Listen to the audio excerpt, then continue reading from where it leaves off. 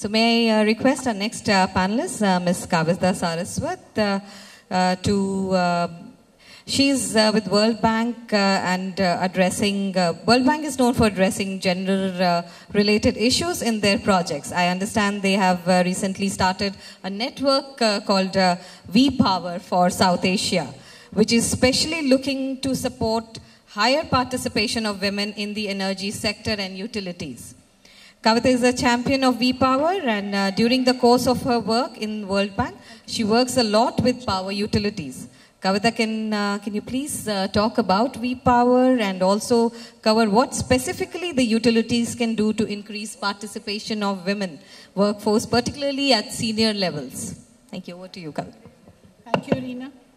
A very good evening to everybody. You have pointed out correctly that the World Bank Group mainstreams gender aspects in all its operations, whether they are from the social sector or from the infra sector. Even our projects in the power and road sector, which are traditionally the workforce is male, every project will try to address the gender aspect of that sector. And there is something that we have consistently observed, which is that over the years, the participation of women in the energy or the power sector has not really increased. It has remained the same. And therefore, in 2018, we decided to carry out a baseline assessment of the South Asian countries to identify what are actually the participation rates. So this is what we learned in South Asia. This is a slightly busy slide, but the main message here is that the overall average for South Asia for participation of women in the energy sector is 10 to 15%, and out of this, only 3 to 6% are in technical positions. We also carried out a survey of the academic institutions. And this is similar to the slide that my predecessor also showed, so probably it's from the same study. Here also the results are not very encouraging. And I mean, the statistics are that 12% of the students are female, and from the faculty also only 15% of the faculty on an average, and this includes the IITs, are women. And therefore we can clearly see that there is a problem. We want to increase the participation of women in the workforce across sectors, also in the energy sector, but the pipeline is weak. And therefore, the World Bank decided to set up a network which is called the V-Power.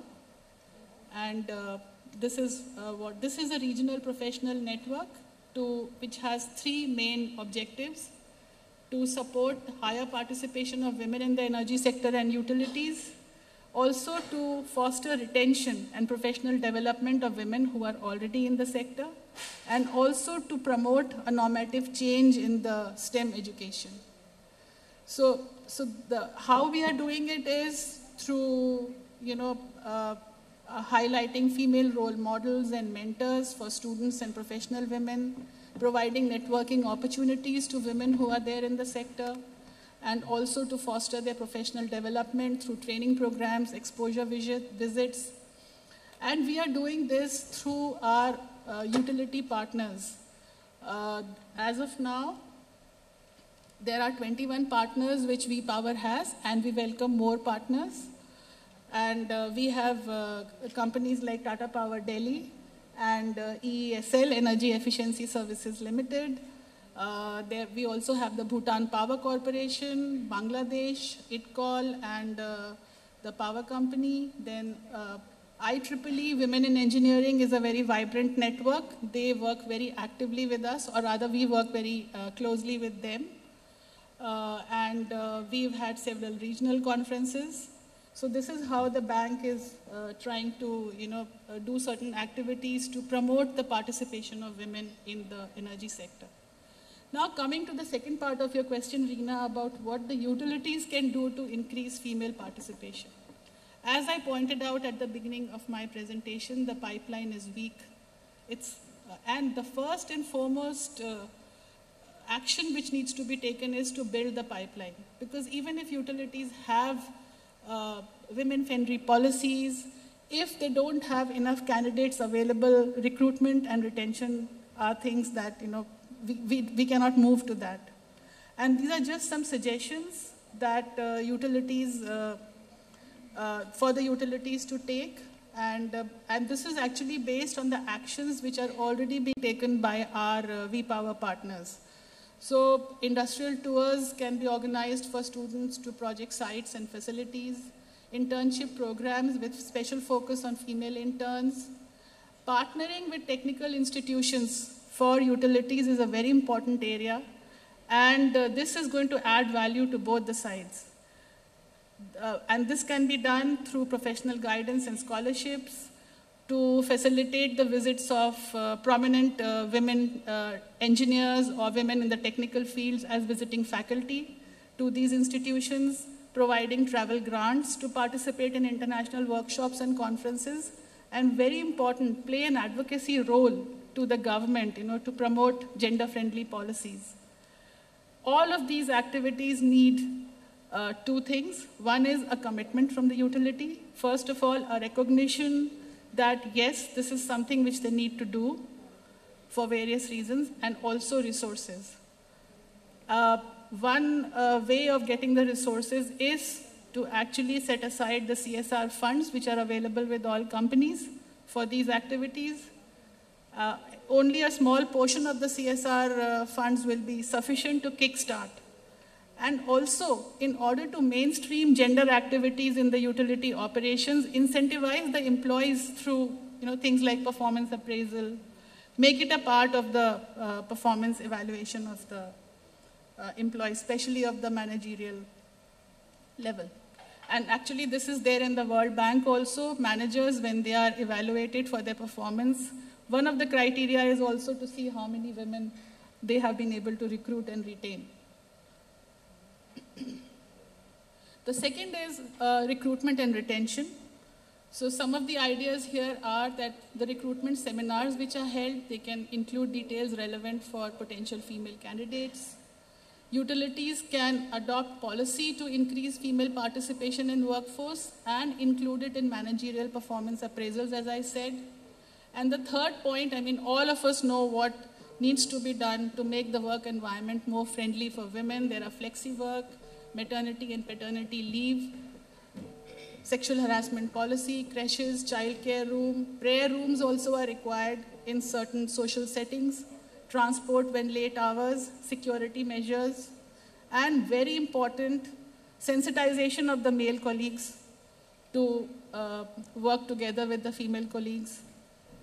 Another important aspect which is required and could be used is assigning of mentors and also incentivizing the mentors.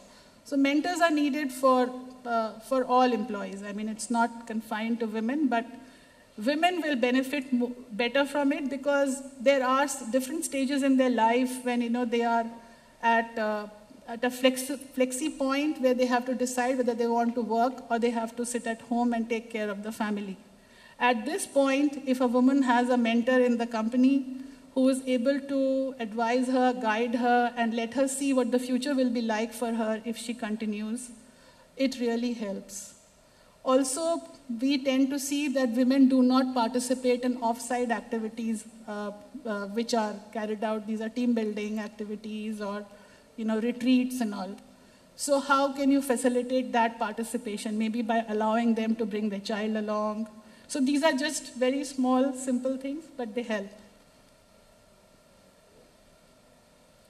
So as I mentioned before that we have partners of V-Power, and they have done some very interesting, they have taken some very interesting actions and very innovative actions to promote the participation to increase the participation of women workforce.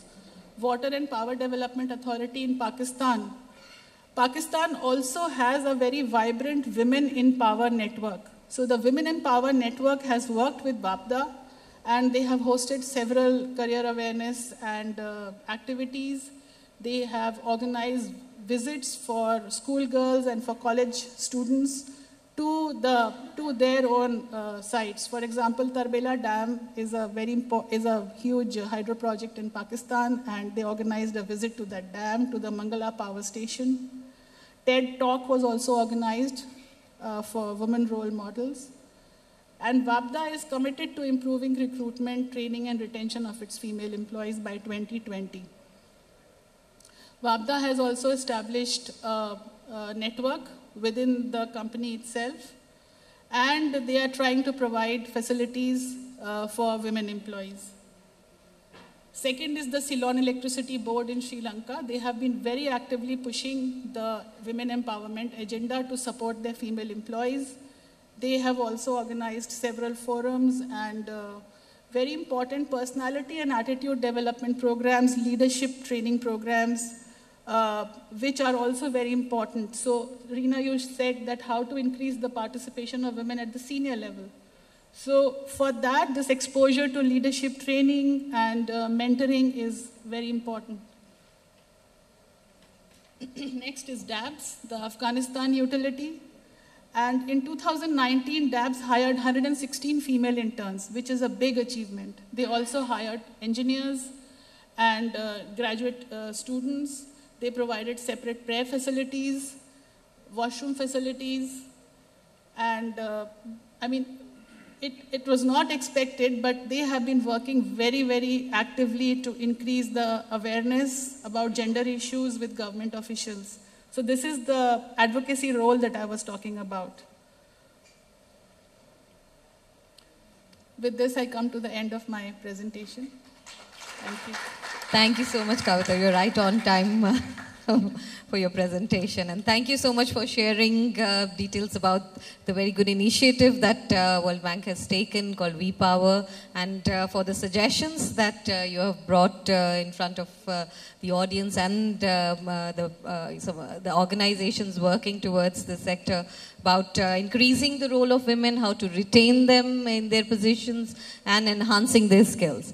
And I think one point that I would like to highlight, which I particularly believe, which will be very important, that mentoring, I think, it has really worked very well and really helped me in my career. And as a woman, if we can mentor 10 other women working with us or around us, and I think that will work really well and work wonders for us.